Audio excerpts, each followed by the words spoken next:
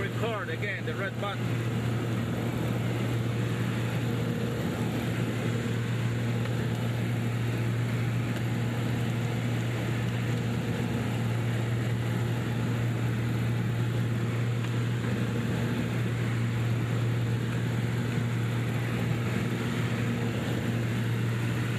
It's not recording. Yeah.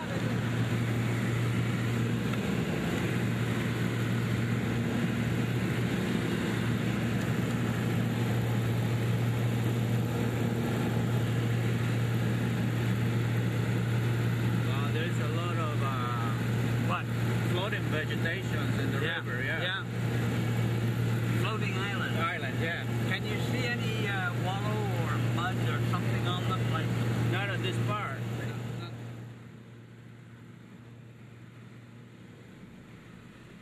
The New York Herald for Sunday, 11th January 1911 carried an article entitled Prehistoric Monsters in Jungles of the Amazon. The article in the New York Herald reviews a variety of reports of strange animals quite accurately, and goes on with the personal experience of the author of the article, a German by the name of Franz Herman Schmidt.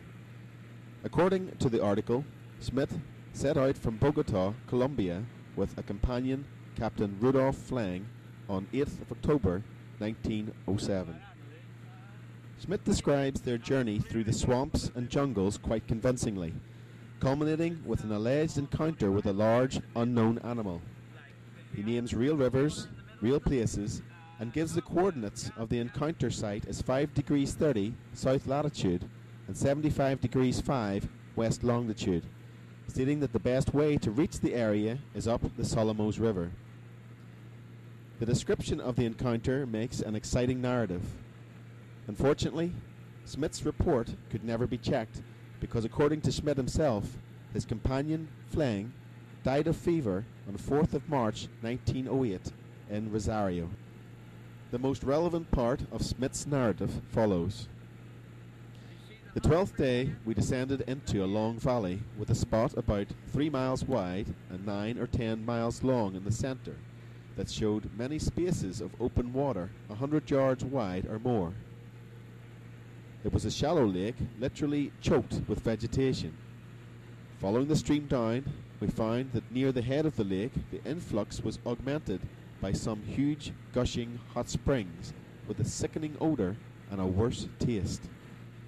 Even in a land of extravagant vegetation, that around the head of the lakes was the most extraordinary I have ever seen, and I believe that the water from the springs had something to do with it. The valley was like any other of many we had crossed, and we should merely have detoured the swamp if Phleng, surveying it with his glasses, had not noticed in 2 or 3 spots on the shores of the lakes some huge swathes or crushed tracks, such as the Indians had mentioned. We could not inspect these from solid ground. The only way we could get at them was from the water. So we cut a tree, made a rude dugout, shaped some paddles, and the second day set it afloat in the open water at the head of the lake. One thing we noticed at once. There was not an alligator, iguana, or even a large water snake to be seen anywhere. This in itself was queer. The swamps were full of floating islands, where a tree or a big branch had fallen in, gathered a lot of water plants around it, and gradually formed a structure on which even small trees grew. We had to steer in and out among these, often cutting a path for the dugout through the masses of entwined plants on the top of the water. One of the Indians, leaning over the bow, would keep the machete swinging as we drove the dugout slowly forward with the paddles. At last we got into a pool of open water from which one of the swathes led shoreward, and we put the boat right up to it. There was no question but that it had been made by some enormous body being dragged from the water through the plants and mud until solid ground was reached, where a great circular wallow in a sunny spot was made.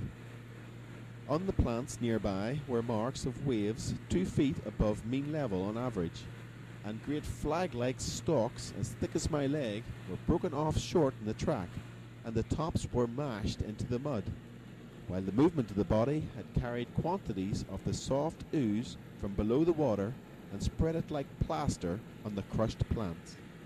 A very large elephant or hippopotamus could have made a similar track. In making the return journey to the water, practically another course had been chosen, the point of entrance being some 100 feet to the east. And a little shelving back there, having been crushed in with the small trees that grew on it, in a way that showed that many tons of weight must have rested on it. The creature that had been able to make markings like these in the course of a peaceful progress must be a terrible thing if aroused to anger.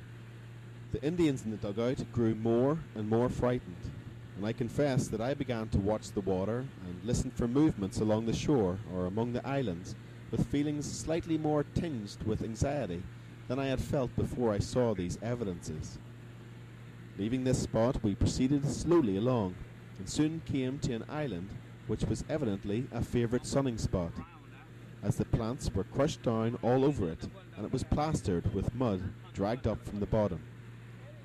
It took much time to get ahead any, and it was very late in the day before we crossed one bay of about a half a mile wide to examine some similar spots on the further shore. Here we found 3 spots where some amphibious animal had left the water and returned to it. One was very large, and the other 2 only about half the size. Plainly, there was more than one such creature in the lake. Another thing which we had not observed previously was that vast quantities of fronds, tender green leaves, and broad stretches of flagged growth had been ripped off. I have seen spots in which a herd of elephants had fed, and these looked very similar. One tree had a smear of mud on it, fully 14 feet from the ground.